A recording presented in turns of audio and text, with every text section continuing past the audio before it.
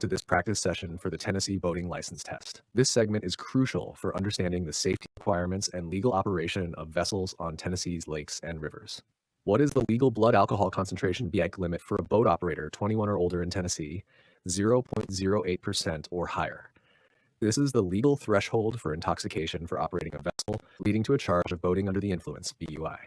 Ready for the next one. What is the penalty for failure to consent to a sobriety test in Tennessee? Suspension of vessel operating privileges for 6 months. Tennessee has an implied consent law, and refusing a test results in a mandatory suspension. Time for a new question. What is the minimum age a child must wear a U.S. Coast Guard approved PFD, personal flotation device, while on an open deck of a moving recreational vessel? 12 years of age and younger. This mandatory PFD rule protects younger children who may not have the strength or ability to swim if they fall overboard. Moving along now, what must all vessels carry on board for each person? One wearable U.S. Coast Guard approved PFD. This is a federal and state requirement to ensure a life vest is available for every person. Let's see this one. What extra safety device must be carried on boats 16 feet in length or over? One Type 4 throwable PFD. The throwable device is a requirement for larger vessels to assist someone who has fallen into the water. Next question up. Which side of the vessel is the port side? The left side of the vessel when looking toward the bow. Port is the nautical term for the left side. Take a moment for this one. Which color navigation light marks the port side of a vessel at night? Red. The red light is the standard color for the port, left side. On to the next topic. When two power-driven vessels approach each other head-on, what action must both operators take? Both boats must turn to their starboard, right. This is the meeting head-on rule, keeping traffic to the right. Moving ahead. In a crossing situation, the vessel on the operator's right is normally the stand-on vessel, which maintains course and speed. The stand-on vessel holds its course while the other vessel gives way. Here's another one.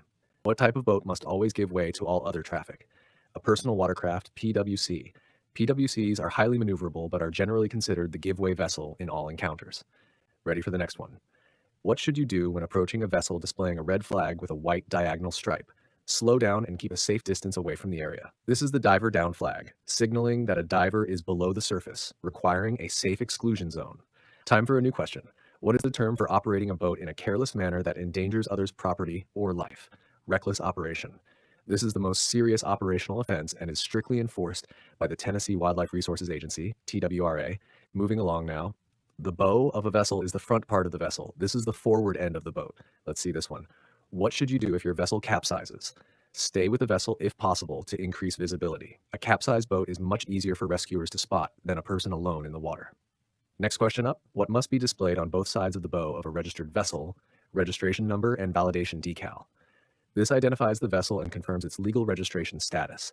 Take a moment for this one. How long is a Tennessee Boating Safety Education Certificate valid? For life. Once obtained, the certificate never expires, but it may be revoked for violations. On to the next topic. What is the Tennessee rule regarding the supervisor of a child less than 12 operating a boat over 8.5 horsepower? The supervisor must be at least 18 and able to take immediate control. This ensures a competent adult is in a position to take over the operation of a powerful boat by a child. Moving ahead.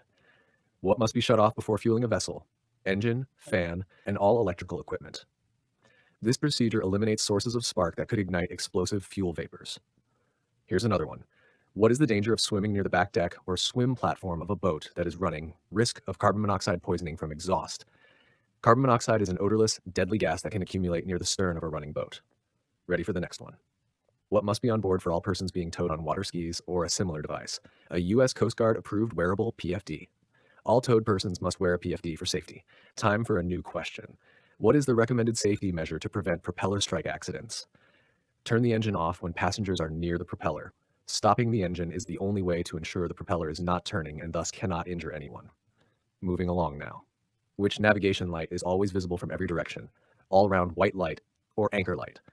This light is visible for 360 degrees and indicates the boat is anchored or underway without side lights. Let's see this one. What should a boat operator always do before getting underway? Leave a float plan with a responsible person ashore. A float plan provides details of your trip so rescuers know where to look if you do not return on time. Next question up. What device is required on all vessels to warn other boaters of a collision risk? An effective sound-producing device. This can be a whistle, horn, or bell, depending on the vessel's length, used for signaling. Take a moment for this one. What must be done with expired flares or distress signals? Dispose of them properly according to local regulations. Expired flares cannot be relied upon and must be disposed of as hazardous waste, not tossed overboard. On to the next topic. What is the primary cause of most boating fatalities? Drowning. This emphasizes the critical importance of PFDs in reducing boating deaths. Moving ahead. What is the correct term for the width of a boat at its widest point? Beam. The beam is a key measurement used to determine stability and equipment requirements. Here's another one. Which of the following is an example of reckless operation in Tennessee? Jumping the wake of another vessel too closely. This maneuver endangers the other vessel and is explicitly defined as reckless operation. Ready for the next one. What must be immediately available on a boat of 16 feet or more in length? Type 4 throwable device. This is the mandatory throwable flotation device for larger vessels. Time for a new question. When visibility is restricted by fog or heavy rain, what light must a manually propelled vessel, canoe or kayak, display? An all-round white light or lighted lantern. Paddlecraft must have a portable white light ready to be displayed to warn approaching powerboats. Moving along now, what must you check on a PFD before using it to ensure it is serviceable, that there are no rips, tears, or missing straps? A serviceable PFD is one that is in good, usable condition and can be properly secured. Let's see this one. What is the primary danger associated with operating a boat while under the influence of alcohol? Impaired judgment and slowed reaction time. Alcohol directly affects the operator's ability to make quick, correct decisions in an emergency. Next question up. When operating a power-driven vessel and encountering a sailing vessel, which vessel is generally the giveaway vessel? The power-driven vessel. Power-driven vessels are required to give way to non-motorized vessels like sailboats and paddlecraft. Take a moment for this one. What must you do if you are signaled to stop by a TURA, Tennessee Wildlife Resources Agency officer? Stop immediately and allow the officer to come alongside or board. You have a legal obligation to comply with a stop order from a WR officer. On to the next topic. Where is the safest place for passengers to stand while a boat is underway? Behind the steering wheel or in designated seating? Standing in a proper designated area maintains the boat's stability and prevents passengers from being thrown overboard. Moving ahead, what is the term for the depth of water a vessel needs to float? Draft. The draft is the vertical distance from the waterline to the lowest part of the hull. Here's another one. What is the hull identification number N used for? To uniquely identify the vessel. The HN is a unique, permanently affixed serial number used for registration, titling, and tracking. Ready for the next one. How can you prevent accidental drowning while fishing from a small boat? Wear a PFD while fishing. Wearing a PFD in a small, less stable boat is the best way to ensure survival if you fall overboard. Time for a new question. Where is the best place to refuel your vessel? At a designated fuel dock. These areas are equipped with the proper safety and anti-pollution equipment for safe fueling. Moving along now. What information must be on the capacity plate of a monohull vessel less than 20 feet? Maximum weight capacity and horsepower. This plate tells the operator the safe limits for the boat's load and engine size. Let's see this one. What must you do before operating a personal watercraft, PWC, with a person being towed on a tube or ski? Have an observer in addition to the operator on board. Tennessee requires 3 people for towing: the operator, the observer, and the person being towed. Next question up. When should the ventilation system of a vessel be run before starting the engine to remove fuel fumes?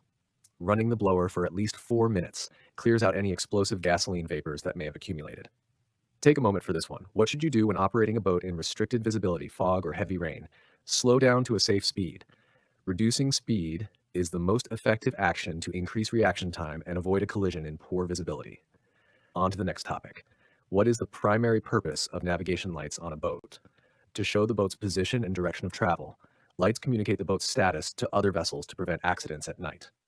Moving ahead, when is it acceptable to anchor a vessel in a navigation channel? Never, as it obstructs traffic.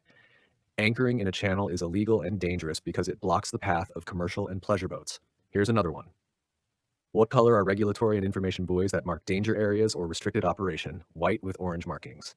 White buoys with orange shapes, circle, diamond, square, indicate speed limits, danger, or information. Ready for the final question. What is the primary safety rule for carrying fire extinguishers on a boat? They must be readily accessible and in good working order. An extinguisher is only useful if it can be reached and operated quickly in a fire emergency. Time for the last one. What type of boat should always be given the right of way in a navigation channel? A large commercial vessel or tow. Commercial vessels are restricted in their ability to maneuver and should always be granted the right of way. Moving along now, what does the phrase operate to the starboard of the channel mean? Operate on the right side of the channel. This is the safe operating principle when transiting a narrow channel. Let's see the final question. The law requires operators involved in an accident where death or serious injury occurs to submit to a blood alcohol content BA-ACWES. This is a mandatory requirement to determine if BUI played a factor in a serious boating accident. That concludes our review of the Tennessee Boating License Test questions, safe boating on the volunteer state's waters. Hello and welcome to this